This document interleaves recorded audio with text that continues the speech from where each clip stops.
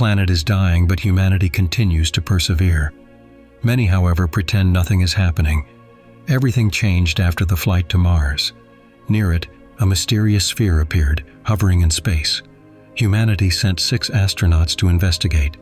After some time, waking from cryosleep, Tez notices that Sai is acting strangely. He says nothing and immediately leaves. Carla decides to visit him in his cabin.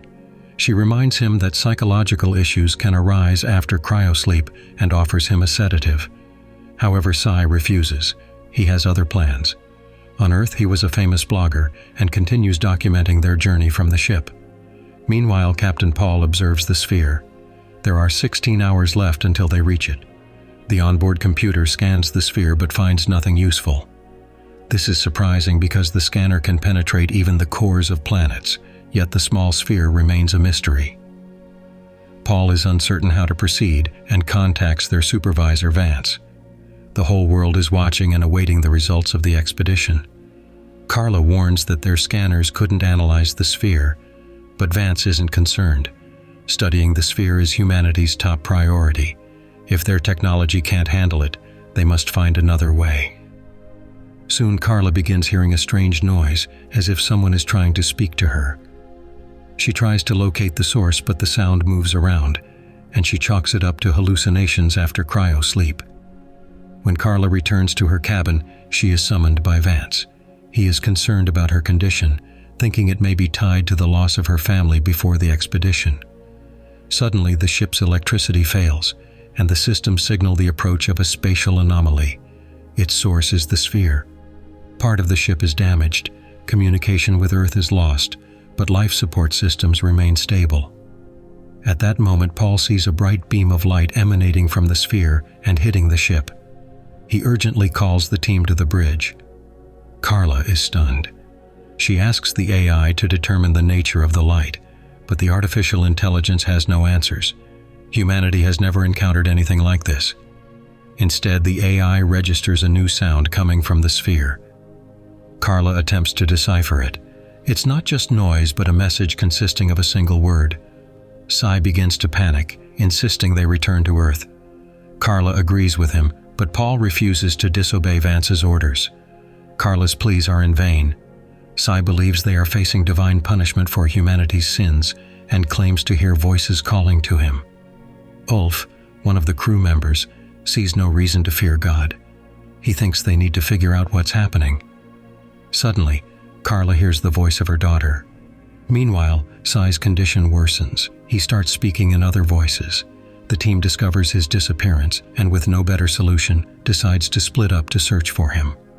Tez quickly finds him, but she is eliminated. Next, Sai takes Carla hostage. He warns that once they land on the sphere, everyone will become victims. Therefore, in his opinion, they must return to Earth.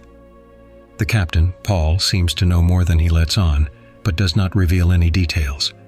He assures the crew that Vance would have told them the truth if he knew it himself. There are 3 hours left before they reach the sphere. The team separates the ship's nose section from the main body and begins the descent. Carla detects a new signal. It seems like something is beneath them. As soon as the ship lands, communication with Earth is restored. Vance calls this moment the beginning of a new era in human history. He reports that 10,000 new structures have simultaneously appeared across Earth. Ulf calls this an invasion. Carla wants to know what the coalition of scientists has to say about the situation. However, Vance informs them that the scientists know nothing. Ulf urges Earth to consider the sphere a potential threat. The connection cuts off. The astronauts put on special suits and step onto the surface. Everything looks lifeless, and the materials are unlike anything found on Earth.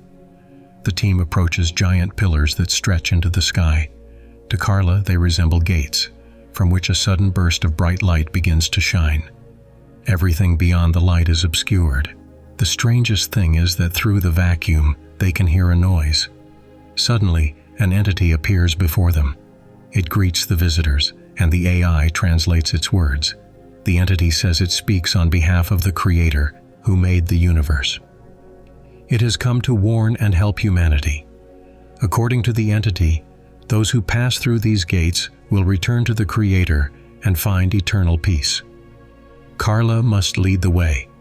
Only she can see the truth beyond the gates. Afterward, she will return to share it with humanity. The entity adds that all who do not pass through the gates will be destroyed.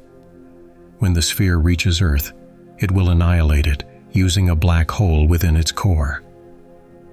To help Carla decide, the entity shows her a vision of her mother. Carla decides to take the risk and enters the portal, transporting herself to a new world. There, she sees her daughter running toward her. At that moment, Carla returns to the real world. According to Ulf, Carla passed through the portal, but now she can barely move. Sean, another crew member, has died. Vance demands to know what Carla saw beyond the gates. She describes everything except the vision of her family. She then asks what happened to Sean. It turns out his spacesuit was torn. But that's strange because spacesuits don't tear easily.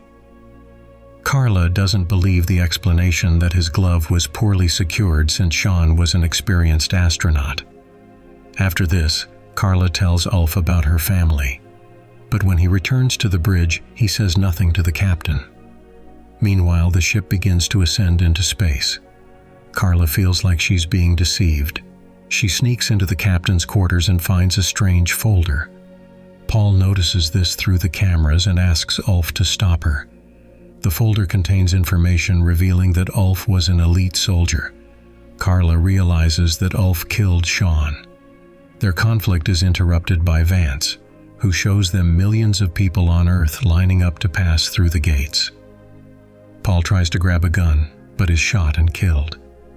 Carla is also injured. Ulf admits that he killed Sean, but he has no intention of killing Carla. He wants to learn the truth about the sphere. However, the ship is now under the control of the AI, which will not allow them to return to the sphere. It turns out that Ulf has a code to override the controls. Meanwhile, Vance admits that the material found on the sphere was created by him. God does not exist.